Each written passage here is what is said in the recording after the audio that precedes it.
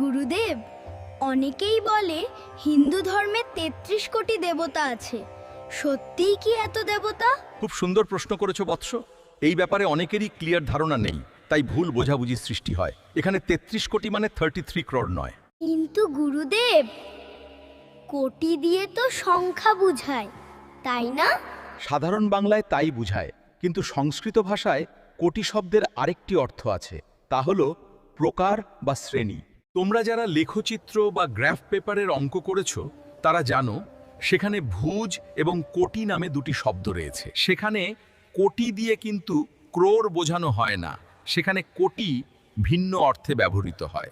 তাহলে গুরুদেব, ৩৩ কোটি দেবতা মানে ৩৩ প্রকার দেবতা। তো সেই ৩৩ প্রকার দেবতা কারা গুরুদেব?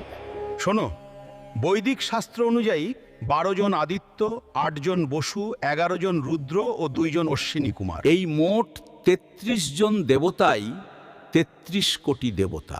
গুরুদেব, তো এই 12 জন আদিত্য কারা?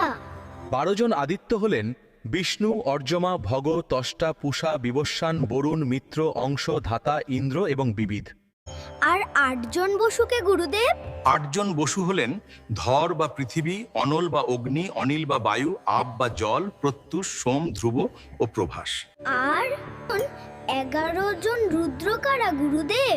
11 জন রুদ্র হলেন কপালী, পিঙ্গল, ভীম, বিরূপাক্ষ, বিলোহিত, অজপাদ, অহির্বুদ্ন্য, শম্ভু, চণ্ড, ভব ও ঈশান। আর গুরুদেব, অশ্বিনী কুমার কারা?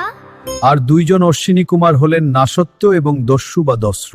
শোনো হিন্দুরা, তোমরা তোমাদের ধর্ম প্রপারলি স্টাডি না করলে মতলববাজেরা তোমাদের বিভ্রান্ত করবে।